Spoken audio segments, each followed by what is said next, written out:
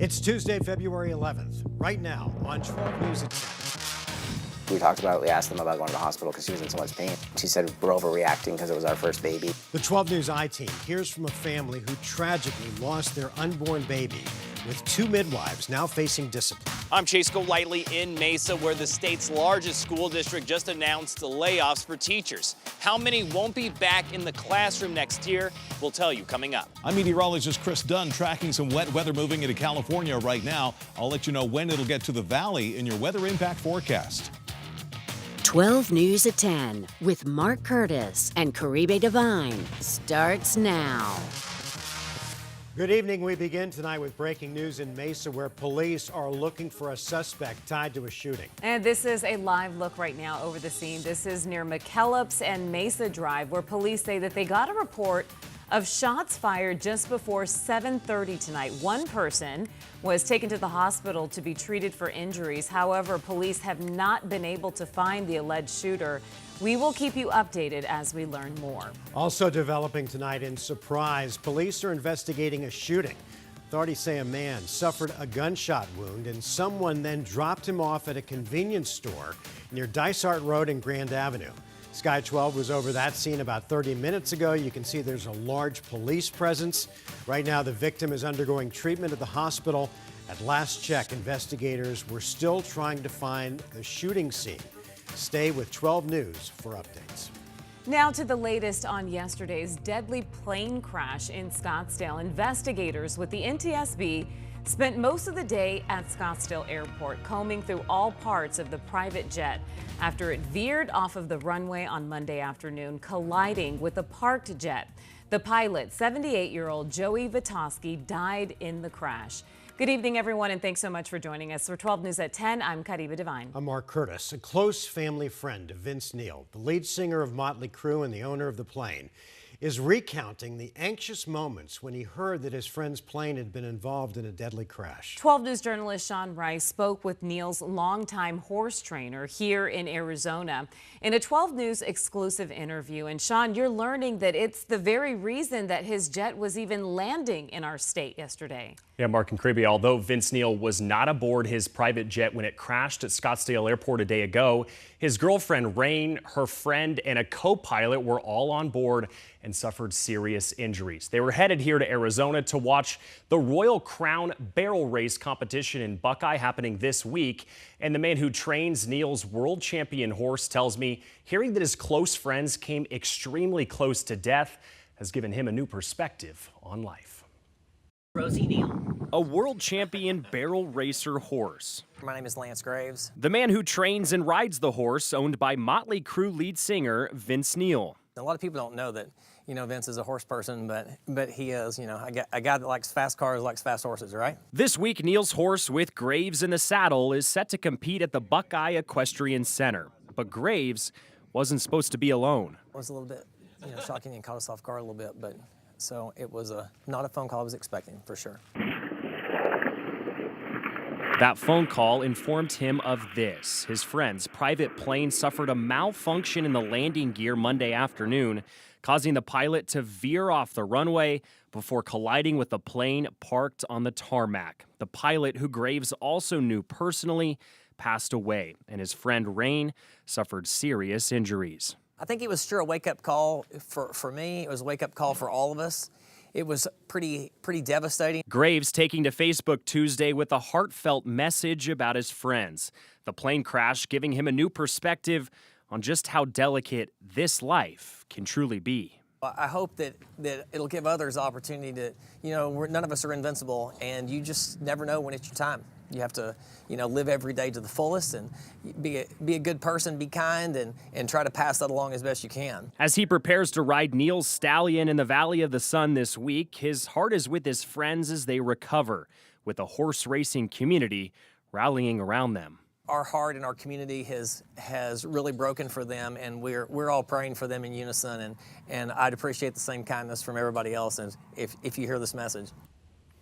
And this evening, Graves also described Neil's personal pilot, Joey Vitosky, as extremely kind and professional in his job. Now, Vince Neil's band, Motley Crue, released a statement to us yesterday saying they are currently exploring ways to support Vitosky's family and also remember the lives lost and who served them for many years. Back to you guys. All right, Sean, thanks. Tonight in Scottsdale, the City Council voted to discontinue the city's diversity, equity, and inclusion programs and funding for them. City Hall was packed, and many of those in attendance were really upset with the vote.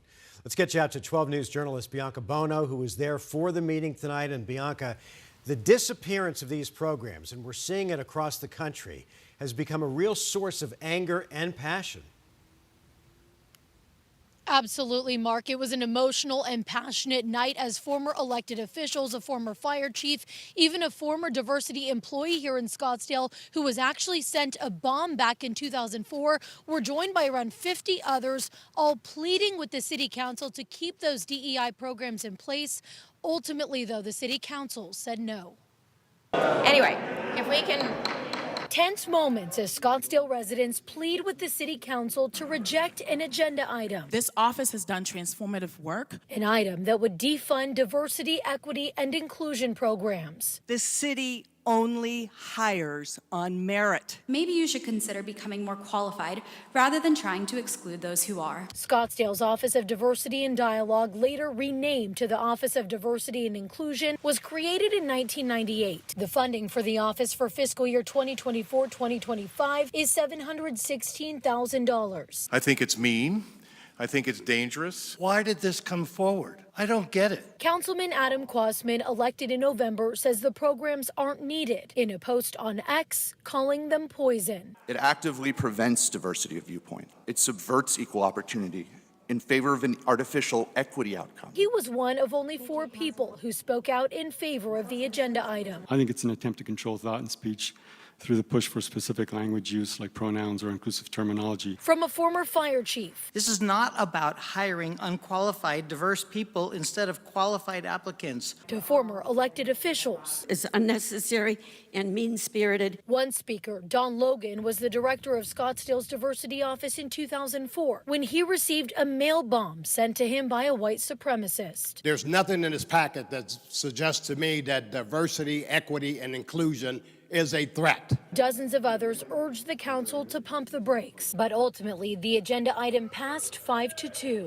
This ordinance was done behind the scenes without a public process. The ordinance says DEI trainings and funding will now be axed, and the current employees who work in those fields will be transferred to other departments. And it's my hope that recall measures start happening for new council members. And another agenda item tonight was to return to in-person work. That's for remote employees. That item also passed, but I'm told by folks inside that won't necessarily be a mandate for everyone. We're live in Scottsdale tonight. Bianca Bono, 12 News. All right, Bianca, thank you for that report. New tonight, the state's largest school district voted tonight to lay off dozens of teachers because of budget cuts. Leadership at Mesa Public Schools made the decision at a packed governing board meeting tonight. 12 News journalist Chase Golightly was at that meeting, and he's joining us live in Mesa. And Chase, do we know what put the district in this position? Creepy, it's because the district needed to make up about $18 million in its budget, telling us that staff layoffs and position cuts was really its best and only option.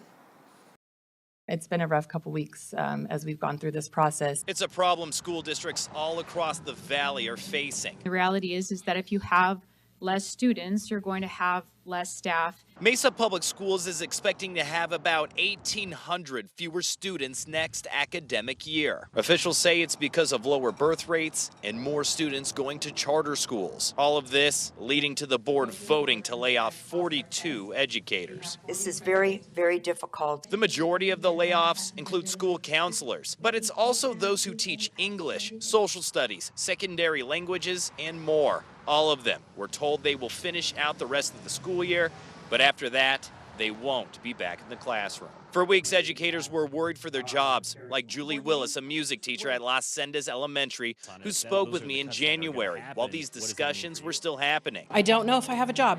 I don't know if I have any job. Willis's worst fear became a reality when the list of layoffs was released. Her name was on it. I don't know what that means for me and my family. Even for those who kept their jobs, they may have to relocate. The district announced 100 teachers will have to switch schools or find jobs at other districts. Mesa Public Schools also cut 147 positions at the district level, including 3 administrative jobs. But as dwindling student enrollment continues, teachers now wonder what will happen after next year. District leadership also told us that increased costs when it comes to utilities and health care benefits played a factor in this. They also said they're receiving less money from the state in regards to their education, which put them in the position they're in now. We're live in Mesa. Chase Golightly, 12 News. All right, Chase, thank you.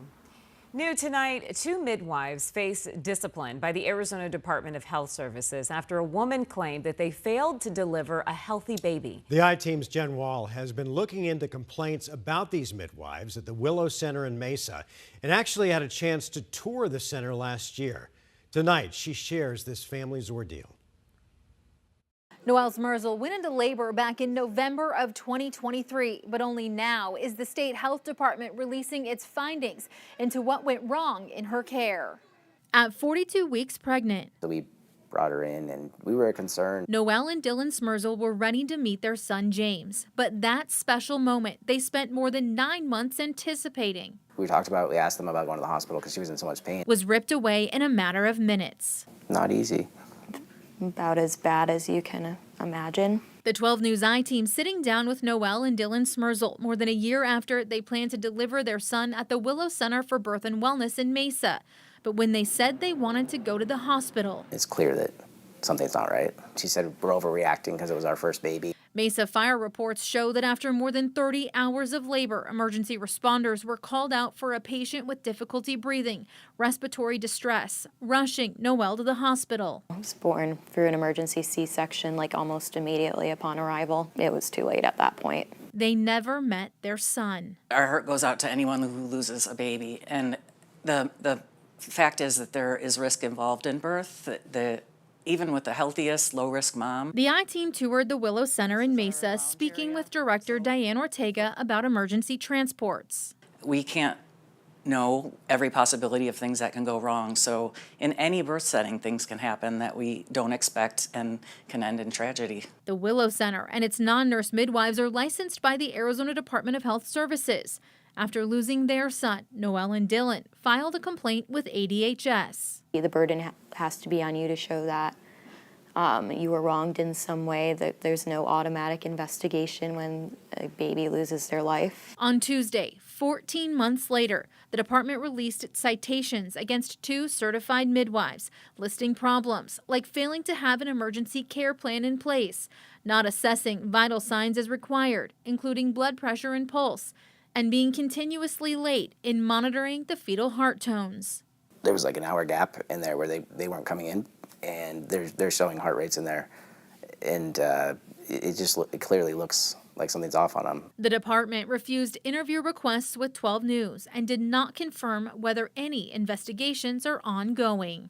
A spokesperson for Willow declined a follow-up interview and told the I-Team Willow plans to respond to ADHS. I hope that people know that there was something bad that did happen there, and it did cost us our child's life. Willow also employs nurse midwives that are regulated by the state nursing board.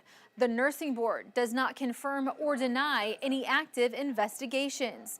One of the midwives was also given a monetary penalty of $9,000, but she only has to pay $200 if she pays within 10 days.